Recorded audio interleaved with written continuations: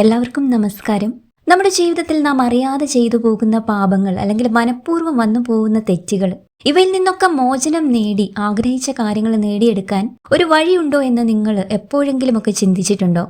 എങ്കിൽ അതിനുള്ള ഉത്തരമാണ് വരാനിരിക്കുന്ന കാമദ ഏകാദശി.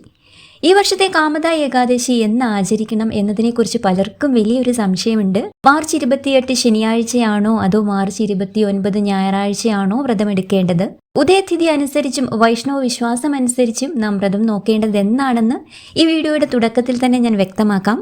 അതോടൊപ്പം ദശമി മുതൽ ദ്വാദശി വരെ പാലിക്കേണ്ട കഠിനമായ വ്രതരീതികൾ, ഹരിവാസര സമയം, പാരണ വീടേണ്ട കൃത്യമായ സമയം എന്നിവയെല്ലാം ഈ വീഡിയോയിൽ ഞാൻ വിശദമായി പ്രതിപാദിക്കുന്നുണ്ട്. വീഡിയോ പൂർണ്ണമായും കാണാൻ ശ്രമിക്കുക. കാരണം നിങ്ങളുടെ ജീവിതത്തിലെ തടസ്സങ്ങൾ മാറാൻ ഈ ഒരു കാമദ ഏകാദശി വ്രതം നോറ്റാൽ മാത്രം മതിയാവും. അതിനു മുൻപ് നമ്മുടെ തുളസി തീർത്ഥം എന്ന ഈ ഒരു ചാനൽ നിങ്ങൾ ആദ്യമായിട്ടാണ് കാണുന്നതെങ്കിൽ ഒന്ന് സബ്സ്ക്രൈബ് ചെയ്യാൻ മറക്കരുതേട്ടോ. അതുപോലെ ഈ വീഡിയോ ഇപ്പോൾ തന്നെ ഒന്ന് ലൈക്ക് ചെയ്യാനും മറക്കരുതേട്ടോ.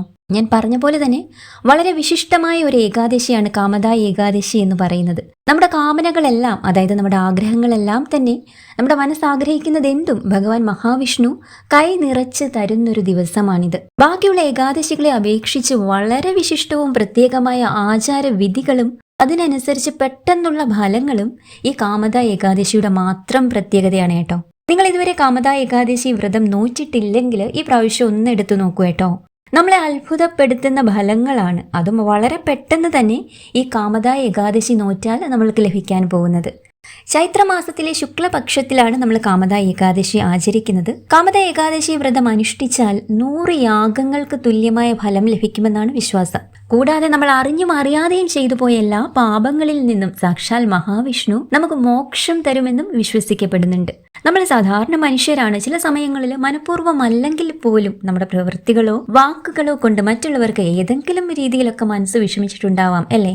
അങ്ങനെ നമ്മൾ അറിയാതെ പോലും ചെയ്തു പോകുന്ന തെറ്റുകൾ, അതിൽ നിന്നുണ്ടാകുന്ന പാപഫലങ്ങള്, ഇതെല്ലാം ഈ ഒരൊറ്റ കാമദ ഏകാദശിയിലൂടെ പൂർണ്ണമായി മാറുന്നതാണ്. പത്മപുരാണം അനുസരിച്ച് കാമദ ഏകാദശി വ്രതം ഒരു വ്യക്തിയെ ഏറ്റവും വലിയ പാപങ്ങളിൽ നിന്ന് പോലും മോചിപ്പിക്കുമെന്നാണ് പറയുന്നത്. അതായത് ബ്രാഹ്മണ ഹത്യ പോലെയുള്ള ഏറ്റവും വലിയ പാപങ്ങളിൽ നിന്ന് പോലും ഒരു മനുഷ്യനെ മോചിപ്പിക്കാൻ ശക്തിയുള്ള, അതാണ് ഞാൻ ആദ്യമേ പറഞ്ഞത്, മറ്റെല്ലാ ഏകാദശി വ്രതങ്ങളിൽ വെച്ചും ഏറ്റവും ശക്തിയുള്ള ഒരു ഏകാദശിയാണ് എന്ന് തന്നെ നമുക്ക് ഈ കാമദ ഏകാദശിയെ കുറിച്ചിട്ട് പറയാം കേട്ടോ. ഇനി ഞാൻ ആദ്യം പറഞ്ഞു ഏകാദശി തിഥി സംബന്ധിച്ച്, അല്ല ഏകാദശി വ്രതം നോൽക്കേണ്ട ദിവസത്തെ സംബന്ധിച്ച് ചില സംശയങ്ങളുണ്ട് ഭക്തരുടെ ഇടയിൽ. ആദ്യം തന്നെ ആ സംശയം നമ്മൾക്ക് മാറ്റാം. 2026 മാർച്ച് 28 ശനിയാഴ്ച രാവിലെ 8:45 ഏകാദശി തിഥി ആരംഭിക്കുന്നത്. മാർച്ച് 29 ഞായറാഴ്ച രാവിലെ 7:46 വരെയാണ് ഏകാദശി തിഥി ഉള്ളത്. ഇവിടെ ശ്രദ്ധിക്കേണ്ട കാര്യം, ശനിയാഴ്ച പകൽ ഏകാദശി ഉണ്ടെങ്കിലും ഉദയ സമയത്ത് ഏകാദശി വരുന്നത് മാർച്ച് 29 ഞായറാഴ്ചയാണ്. വൈഷ്ണവ കലണ്ടർ അനുസരിച്ച് ഏകാദശിയും മഹാദ്വാദശിയും ചേർന്ന് വരുന്ന മാർച്ച് 29 ഞായറാഴ്ചയാണ്.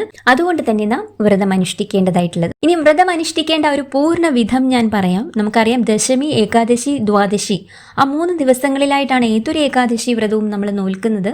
നമ്മൾ പറഞ്ഞു തലേദിവസം മാർച്ച് 28 ഏകാദശി തിഥി ആരംഭിക്കുമെങ്കിലും പിറ്റേ ദിവസമാണല്ലോ നമ്മൾ ആചരിക്കാൻ ഉദ്ദേശിക്കുന്നത്. അതുകൊണ്ട് തന്നെ തലേ ദിവസം നമ്മൾക്ക് ദശമിയായിട്ട് കണക്കാക്കിയിട്ട് ദശമിക്ക് നമ്മൾ ഒരിക്കലൊക്കെ എടുത്തിട്ടാണല്ലോ വ്രതം നോൽക്കാൻ ആരംഭിക്കുന്നത്. അതുകൊണ്ട് നമ്മൾക്ക് മാർച്ച് 28 ഒരിക്കൽ എടുത്തുകൊണ്ട് തന്നെ നമ്മൾക്ക് വ്രതം ആരംഭിക്കാം. അതായത് അന്നേ ദിവസം ഒരു നേരം മാത്രമേ അരിയാഹാരം കഴിക്കാൻ പാടുള്ളൂ.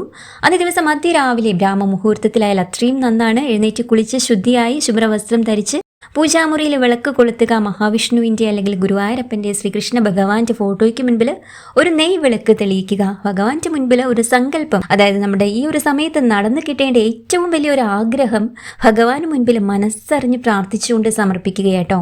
ഭഗവാൻ എൻ്റെ ഈ ഒരു ആഗ്രഹം നടത്തി തരണേ, ഈ ഏകാദശി വ്രതം അതിൻ്റെ എല്ലാ പൂർണ്ണതയോടും കൂടി എടുക്കാനുള്ള ആഗ്രഹവും അനുവാദവും തരണേ എന്ന് ഭഗവാനോട് മനസ്സറിഞ്ഞ് പ്രാർത്ഥിച്ചുകൊണ്ട് നമ്മൾക്ക് മാർച്ച് 28 രാവിലെ വിളക്ക് കൊളുത്തി അങ്ങനെ വ്രതം ആരംഭിക്കാവുന്നതാണ്. ഇനി നിങ്ങൾക്ക് അങ്ങനെ പ്രത്യേകിച്ച് ഒരു ആഗ്രഹം മാത്രമല്ല, കുറേ വിഷമങ്ങളും കുറേ കാര്യങ്ങളും ഒക്കെ നമ്മൾക്ക് ഭഗവാനോട് ഉണർത്തിക്കാനുണ്ടെങ്കിൽ, അല്ലെങ്കിൽ കുറേ സങ്കടങ്ങൾ, കടബാധ്യതകൾ, അങ്ങനെ പലവിധ വിഷമങ്ങളായിരിക്കും. അമ്മമാർക്കാണെങ്കിൽ മക്കളെ ചൊല്ലി പലവിധ ക്ലേശങ്ങളും വിഷമങ്ങളും ഒക്കെ ആവാം. ഇതെന്ത് തന്നെയാണ് നിങ്ങളുടെ വിഷമങ്ങളെങ്കിലും ഭഗവാൻ മഹാവിഷ്ണുവിൻ്റെ പാദത്തിൽ അതെല്ലാം സമർപ്പിച്ചുകൊണ്ട് നമ്മൾക്ക് ഭഗവാനോട് ആ വ്രതം എടുക്കാനുള്ള അനുവാദവും അനുഗ്രഹവും ഒക്കെ ദശമി ദിവസം തന്നെ ആ രാവിലെ നിലവിളക്ക് കൊളുത്തിക്കൊണ്ട് പ്രാർത്ഥിച്ചിട്ട് വാങ്ങാവുന്നതാണ്.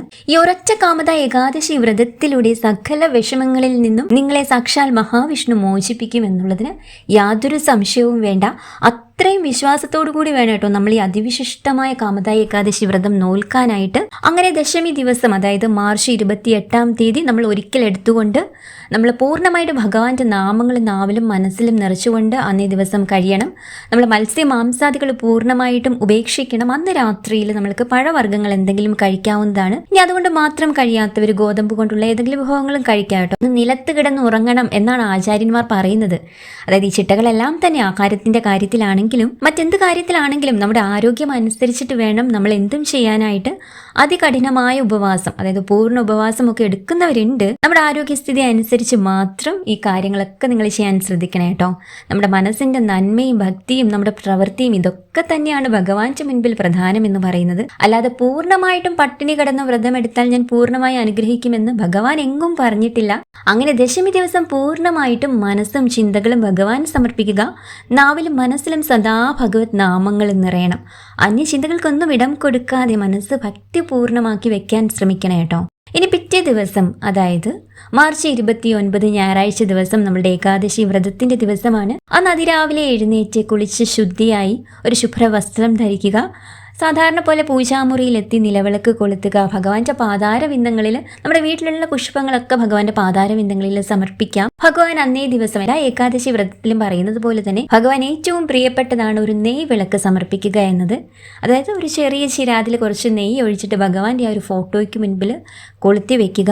ഓം നമോ ഭഗവതേ വാസുദേവായ മന്ത്രം 108 തവണ ജപിക്കുകയും ഓരോ ജപത്തിനും ഒരു ജമന്തി പൂ വീതം മഹാവിഷ്ണുവിൻ്റെ അല്ലെ ഗുരുവായൂരപ്പൻ്റെ ശ്രീകൃഷ്ണ ഭഗവാന്റെ ഏത് ഫോട്ടോ ആണോ നിങ്ങളുടെ കൈവശമുള്ളത് ആ ഭഗവാന്റെ പാതാരവിന്ദങ്ങളിലേക്ക് ഓം നമോ ഭഗവതേ വാസുദേവായ 108 തവണ ചൊല്ലണം. ഓരോ ജപത്തിനും, അതായത് ഓരോ ജമന്തിപ്പൂ വീതം ഭഗവാന്റെ പാദങ്ങളിൽ സമർപ്പിക്കുക കേട്ടോ. ഈ കാമദാ ഏകാദശി വ്രതത്തിന് ഏറ്റവും വലിയ ഒരു കാര്യം നമ്മൾ ചെയ്യേണ്ടത് ഇതാണ്. അന്നേ ദിവസം ഇങ്ങനെ ചെയ്താൽ നിങ്ങളുടെ കുടുംബത്തിൽ ഇപ്പോൾ തടസ്സപ്പെട്ടുകൊണ്ടിരിക്കുന്ന ഏതൊരു കാര്യവും, അതായത് നിങ്ങളുടെ കർമ്മമണ്ഡലത്തിൽ എന്തെങ്കിലുമൊക്കെ തടസ്സങ്ങൾ ഇപ്പോൾ നിങ്ങൾ നേരിടുന്നുണ്ടെങ്കിൽ, അതായത് നമ്മുടെ കരിയറിലാകാം, അല്ലെങ്കിൽ ഏത് രീതിയിലാണോ ഏത് ഇടത്തിലാണോ നിങ്ങൾക്ക് തടസ്സം അനുഭവപ്പെടുന്നത് അതെല്ലാം ഇല്ലാതാവുന്നതാണ് ഈ ഒരു കർമ്മത്തിലൂടെ. ഇനി ജമന്തിപ്പൂ എല്ലാവർക്കും എടുക്കാൻ കാണണം എന്നില്ല അല്ലേ? അങ്ങനെ ജമന്തിപ്പൂ എടുക്കാൻ ബുദ്ധിമുട്ടുണ്ടെങ്കിൽ തുളസി ഇല സമർപ്പിച്ചാലും മതി കേട്ടോ. നമ്മൾ പ്രത്യേകമായി ശ്രദ്ധിക്കേണ്ട കാര്യം എന്താണ്? തുളസി ഇല എന്ന് പറയുമ്പോൾ നമ്മൾ ഒരിക്കലും ഏകാദശി ദിവസം തുളസി ഇല നുള്ളാൻ പാടില്ല. അപ്പോൾ നമ്മൾ സാധാരണ പറയും തലേ ദിവസം തുളസി ഇല നുള്ളി വെക്കണം എന്നല്ലേ? അപ്പോൾ നമ്മൾ മാർച്ച് 29 ഏകാദശി അനുഷ്ഠിച്ചുകൊണ്ടിരിക്കുമ്പോൾ മാർച്ച് 28 തലേ ദിവസം പോയി നുള്ളാൻ പറ്റുമോ? കാരണം മാർച്ച് 28 രാവിലെ 8:45 ഏകാദശി തിഥി ആരംഭിച്ചിട്ടുണ്ട്. അപ്പോൾ ആ രാവിലെ 8:45 മുൻപായിട്ട് ദശമി തിഥി തീരുമല്ലോ. ആ ഒരു സമയത്ത് വേണം നമ്മൾക്ക് ഇപ്പോൾ ക്ഷേത്രത്തിൽ കൊടുക്കാനുള്ളതാണെങ്കിലും പൂജാമുറിയിലേക്ക് നമ്മൾക്ക് ഉപയോഗിക്കാനുള്ളതാണെങ്കിലും ആവശ്യമുള്ള തുളസി ഇലകൾ മാർച്ച് 28 ശനിയാഴ്ച 8:45 മുൻപ് തന്നെ നുള്ളി വെക്കാൻ നിങ്ങളൊന്ന് ശ്രദ്ധിക്കണം. ഇതൊരിക്കലും മറക്കാൻ പാടില്ല. തലേദിവസമാണെന്നും പറഞ്ഞ് മാർച്ച് 28 രാവിലെ 8:45 ശേഷം തുളസി ഇല നുള്ളി വെക്കരുത്. പിറ്റേ ദിവസത്തേക്ക് കേട്ടോ. 8:45 മുൻപ് തന്നെ തുളസി ഇലകൾ എടുത്തു വെക്കാൻ ശ്രദ്ധിക്കുക. നമുക്കറിയാം ഭഗവാൻ അത്രമേൽ പ്രിയപ്പെട്ടതാണ് തുളസി ദേവി. അപ്പം നമുക്കിപ്പോൾ ഏകാദശി വ്രതം നോൽക്കുന്നുണ്ട് തുളസി ദേവിയും. അപ്പോൾ ഒരിക്കലും ആ ഒരു സമയത്ത് തുളസി ദേവിയെ നമ്മൾ നുള്ളി നോവിക്കാൻ പാടില്ല. ഭഗവാൻ അത് ഒട്ടും ഇഷ്ടപ്പെടുകയില്ല. ഇനി നിങ്ങൾക്ക് അടുത്തതായി ചെയ്യാവുന്ന ഒരു കാര്യം എന്ന് പറയുന്നത്, നമ്മുടെ എല്ലാവരുടെ വീട്ടിൽ ശംഖ് ഉണ്ടാവുമല്ലോ. ഇപ്പം ശംഖുള്ളവരൊക്കെ ചെയ്യുക കേട്ടോ. മഹാവിഷ്ണുവിനെ സ്മരിച്ചുകൊണ്ട് ആ ശംഖിൽ വെള്ളം നിറച്ചിട്ട് നമ്മുടെ വീടാകെ തളിക്കുക കേട്ടോ. ഇതോടൊപ്പം ശംഖിൽ വെള്ളം നിറച്ച് നമ്മുടെ തുളസി ചെടിയിലും അർപ്പിക്കുക. ഇങ്ങനെ ചെയ്യുന്നതിലൂടെ കുടുംബത്തിലെ അസ്വാരസ്യങ്ങൾ, അതായത് കുടുംബാംഗങ്ങൾ തമ്മിൽ എന്തെങ്കിലും ചെറിയ ചെറിയ കാര്യങ്ങളിലൊക്കെ, പ്രത്യേകിച്ച് കാര്യമൊന്നും ഇല്ലെങ്കിലും അങ്ങോട്ടും ഇങ്ങോട്ടും ഒക്കെ കുടുംബാംഗങ്ങൾ തമ്മിൽ എപ്പോഴും എന്തെങ്കിലുമൊക്കെ പറഞ്ഞിട്ട് ഇങ്ങനെ വഴക്കുകളോ കലഹങ്ങളോ ഒക്കെ ഉണ്ടാവും. അപ്പോൾ അതൊക്കെ ഒന്ന് പൂർണ്ണമായിട്ട് മാറാൻ വേണ്ടിയിട്ട് നമ്മൾക്ക് ഇങ്ങനെ ഒരു കാര്യം ചെയ്യാവുന്നതാണ്. ഇനി തുളസിക്ക് തുളസി മന്ത്രം ജപിച്ചുകൊണ്ട് 3 പ്രദക്ഷിണം വെക്കുക കേട്ടോ. തുളസി മന്ത്രം ജപിച്ചുകൊണ്ട് വേണം നമ്മൾ 3 തവണ പ്രദക്ഷിണം വെക്കാൻ. പ്രസീദ തുളസീദേവി പ്രസീദ ഹരിവല്ലഭി ക്ഷീരോദ മദനോത്ഭുതേ തുളസീത്വം നമാമ്യഹം. ഈ തുളസി മന്ത്രം ജപിച്ചുകൊണ്ട് തുളസി ചെടിക്ക് നമ്മൾക്ക് 3 വട്ടം പ്രദക്ഷിണ വയ്ക്കാവുന്നതാണ് കേട്ടോ. നമ്മൾക്ക് ആൽമരത്തിന് വെള്ളം സമർപ്പിക്കുന്നത് ഈ ഒരു ദിവസം വളരെയധികം നല്ലതാണ്. അത് 11 തവണ ആൽമരത്തിനെ വലം വെച്ചുകൊണ്ട് ഇത് ചെയ്താൽ ഏറ്റവും ഐശ്വര്യപ്രദമാണ് കേട്ടോ. ഏകാദശി നാളിൽ ഭഗവാന് ശ്രീഹരി വിഷ്ണുവിന് പുഷ്പങ്ങൾ, പഴങ്ങൾ, പാല്, എള്ള്, പഞ്ചാമൃതം എന്നിവയൊക്കെ നമ്മൾക്ക് നിവേദ്യമായിട്ട് സമർപ്പിക്കാം. അതായത് നമ്മുടെ കൈ കൊണ്ടൊരു നിവേദ്യം ഉണ്ടാക്കി ചെറിയൊരു ഉരുളിയിലോ പാത്രത്തിലോ ആക്കി ഭഗവാന്റെ ഫോട്ടോയ്ക്ക് മുൻപിൽ സമർപ്പിക്കുന്നത് ഏറ്റവും നല്ലതാണ്. പാൽപ്പായസം, എള്ളുണ്ട, പഴങ്ങൾ, പഞ്ചാമൃതം ഏതെങ്കിലും നമ്മുടെ സാഹചര്യം അനുസരിച്ചുള്ളത് സമർപ്പിക്കാവുന്നതാണ്. അല്ലെങ്കിൽ ഇതൊന്നും ഇല്ലാച്ചാലും എന്തെങ്കിലും ഫലവർഗ്ഗങ്ങളാണെങ്കിലും അന്നേ ദിവസം നമ്മുടെ കൈകൊണ്ട് ഭഗവാന്റെ ആ ഒരു ഫോട്ടോയ്ക്ക് മുൻപിൽ നിവേദ്യമായിട്ട് സമർപ്പിച്ചാൽ ഏറ്റവും വലിയ ഐശ്വര്യമാണ്.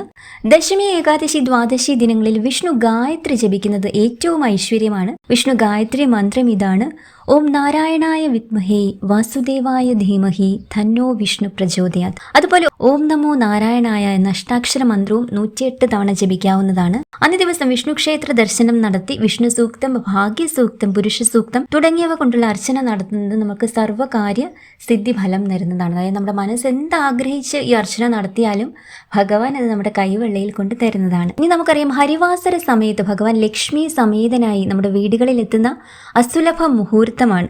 ഈ സമയം പൂർണ്ണ ഉപവാസവും ഉറക്കമൊഴിക്കലും വളരെ ശ്രേഷ്ഠമാണ്. ഈ കാമദ ഏകാദശിയുടെ ഹരിവാസര സമയം എന്ന് പറയുന്നത് മാർച്ച് 29 പുലർച്ചെ 1:38 മുതൽ ഉച്ചയ്ക്ക് 1:30 വരെയാണ് കേട്ടോ. ഏറ്റവും പുണ്യകരമായ ഒരു സമയമാണിത്. ഇനി പിറ്റേ ദിവസം, അതായത് മാർച്ച് 30 തിങ്കളാഴ്ച ദ്വാദശി ദിവസം മലരും തുളസിയിലെയും ഇട്ട തീർത്ഥം സേവിച്ച് നമുക്ക് പാരണ വീടാവുന്നതാണ്. പാരണ വീടേണ്ട സമയം എന്ന് പറയുന്നത് മാർച്ച് 30 തിങ്കളാഴ്ച രാവിലെ 6:21 മുതൽ രാവിലെ 7:01 വരെയുള്ള സമയത്തിനുള്ളിൽ നമ്മൾ തുളസി തീർത്ഥം സേവിച്ച് പാരണ വീടാം. മറ്റുള്ള ക്ഷേത്രത്തിൽ പോയി തീർത്ഥം സേവിച്ച് പാരണ വീടാമെങ്കിൽ അത്രയും നല്ലതാണ്. അതില്ലാച്ചാൽ നമ്മുടെ വീട്ടിൽ കുറച്ച് മലരും തുളസിയിലെയും ഒക്കെ ഇട്ട് തീർത്ഥമാക്കിയിട്ട് ആ ഒരു ജലം സേവിച്ചിട്ടും നമ്മൾക്ക് പാരണ വീടാവുന്നതാണ്. അങ്ങനെ ഈ കാമദ ഏകാദശി അതിൻ്റെ എല്ലാ പൂർണ്ണതയോടും കൂടി എടുക്കാൻ നിങ്ങൾക്ക് സാധിക്കട്ടെ. അതിൻ്റെ ഐശ്വര്യം നിങ്ങളുടെ ജീവിതത്തിലൂടെ നീളം സാക്ഷാൽ മഹാവിഷ്ണു നൽകട്ടെ എന്ന് ആത്മാർത്ഥമായി പ്രാർത്ഥിക്കുന്നു.